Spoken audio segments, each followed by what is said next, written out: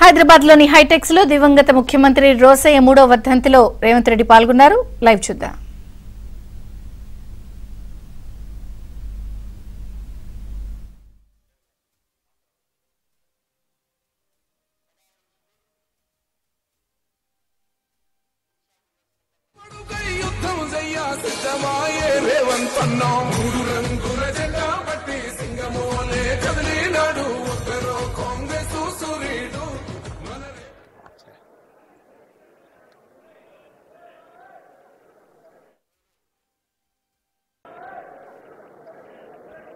రోసయ్య గారి కుటుంబ సభ్యులు,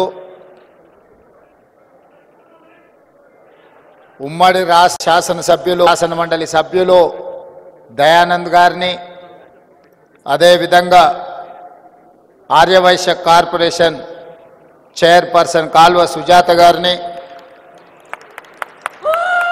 చాలామంది ప్రముఖులు, ముఖ్యంగా ఉమ్మడి రాష్ట్రంలో మాతో పాటు శాసనసభ్యులుగా పనిచేసిన మిత్రులు, జగ్గయ్యపేట శాసనసభ్యులు తాతయ్య గారు, రాంబాబు గారు, శ్రీనివాస్ గారు, అదేవిధంగా గణేష్ మాజీ శాసనసభ్యులు నిజామాబాద్ గారు, చాలామంది మిత్రులు, చాలా సంవత్సరాలైంది వాళ్ళందరినీ కలవక.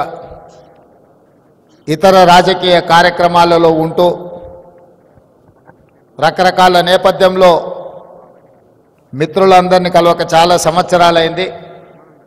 ఈరోజు ఈ వేదిక మీద రోసయ్య గారి వర్ధంతి సందర్భంగా మా సహచర ప్రజాప్రతినిధులను, ఆర్యవైశ్య సభ్యులను, కుటుంబ సభ్యులందరినీ కలుసుకోవడం చాలా ఆనందదాయకం. ఈ సందర్భంగా మిమ్మల్ని అందరినీ కలవడం ద్వారా గతంలో రోసయ్య గారితో మాకున్న అనుబంధం, శాసన మండలిలో, శాసనసభలో వారితో పోటీ పడి ప్రసంగించాలన్న ఆలోచన, స్ఫూర్తిని వారు మాకు ఇవ్వడం జరిగింది. ఈరోజు ఒక మాట ఈ వేదిక మీద నుంచి నేను అధికారికంగా చెప్పదలుచుకున్నాను. తెలంగాణ రాష్ట్ర విభజన సందర్భంగా 16,000 కోట్ల రూపాయల మిగులు బడ్జెట్తో తెలంగాణ రాష్ట్రం ఏర్పడ్డది అని అంటే 16 సార్లు రోసయ్య గారు ఆర్థిక మంత్రిగా ఉమ్మడి రాష్ట్రంలో ఒక నిబద్ధతను,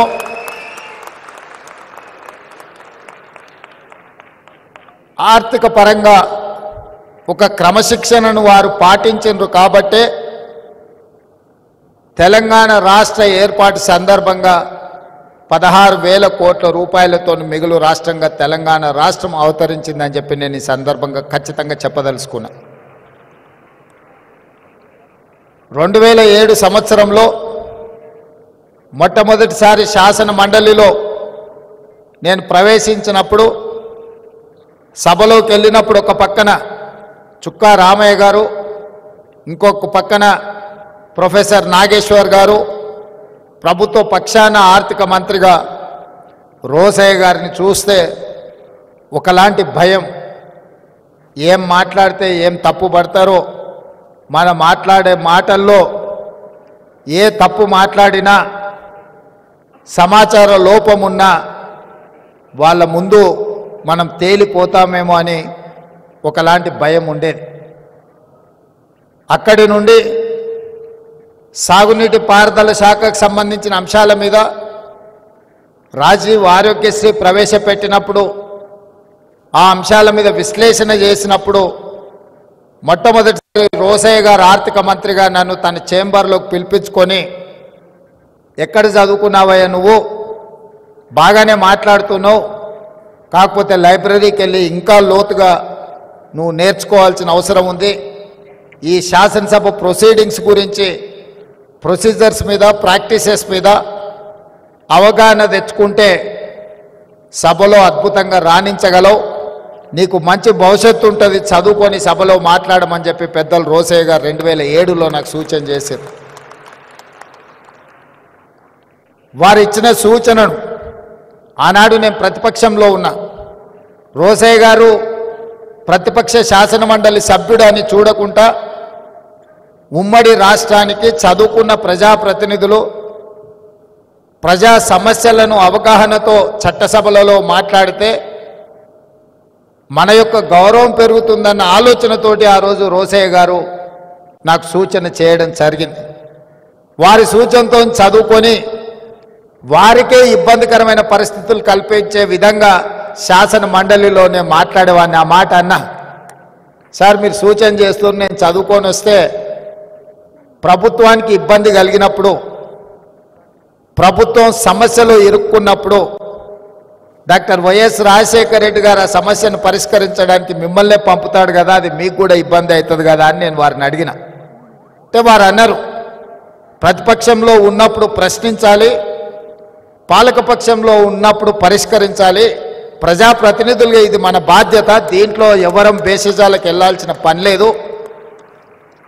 నువ్వు సమస్యలతో అవగాహనతో వచ్చి మాట్లాడితే మా ప్రభుత్వం వాటిని పరిష్కరిస్తుంది, తద్వారా మా ప్రభుత్వానికి మంచి పేరు వస్తుంది తప్ప మీరు ప్రస్తావించారు కాబట్టి మేము వాటిని పరిష్కరించకుండా ఉండాలన్న ఆలోచన మన ప్రభుత్వానికి ఉండదు.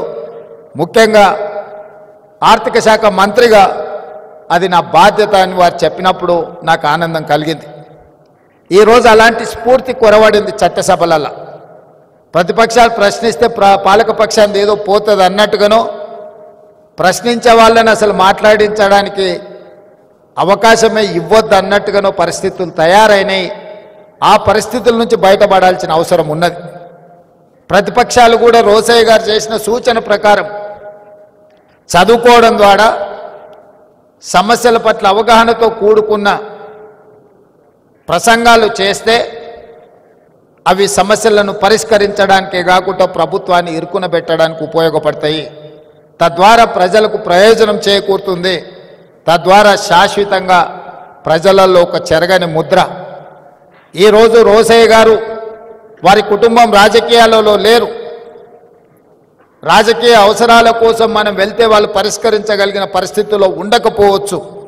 అయినా ఇన్ని వేల మంది ఈరోజు ఇక్కడికి వచ్చిండ్రు అని అంటే శాసనసభ్యుడిగా, శాసనమండలి సభ్యుడిగా, పార్లమెంట్ సభ్యుడిగా, ఉమ్మడి రాష్ట్ర ఆర్థిక మంత్రిగా వివిధ శాఖలను నిర్వహించిన అనుభవంతో వారు ముఖ్యమంత్రిగా, గవర్నర్గా దాదాపుగా 50 సంవత్సరాల పైగా ప్రజా జీవితంలో వారు రాణించినరు.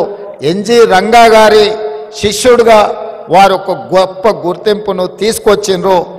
తమిళనాడుకి ఏ గవర్నర్ వెళ్ళినా, తమిళనాడు రాష్ట్రంలో గవర్నర్ ఎవరు బాధ్యతలు నిర్వహించినా ఏదో ఒక వివాదంలో ఇరుక్కోవడమో లేకపోతే ఆ ముఖ్యమంత్రులతో తగవు పెట్టుకొని వారు ఏదో ఒక సమస్యలో కూరుకుపోవడమో జరుగుతుంది.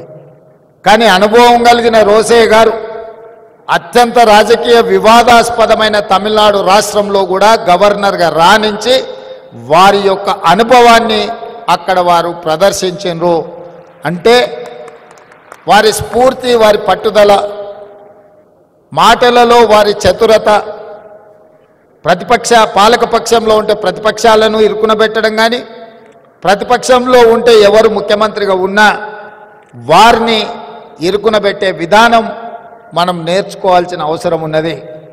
ఈరోజు ముఖ్యమంత్రిగా వారు ఆనాడు మర్రి చెన్నారెడ్డి కావచ్చు, నేదురుమల్లి జనార్దన్ రెడ్డి గారు కావచ్చు, భవనం వెంకట్రామ్ గారు కావచ్చు, అంజయ్య గారు కావచ్చు, లేదా డాక్టర్ వైఎస్ రాజశేఖర రెడ్డి గారు కావచ్చు, వాళ్ళు ప్రశాంతంగా ప్రభుత్వాన్ని నడిపి ముఖ్యమంత్రులుగా వారు అధికారాన్ని చెలాయించిందంటే సమస్యల్ని పరిష్కరించడానికి కుడిభుజంగా రోసయ్య గారు ఉన్నారు కాబట్టే వారు ప్రశాంతంగా ముఖ్యమంత్రులుగా కార్యక్రమాలను నిర్వహించారు.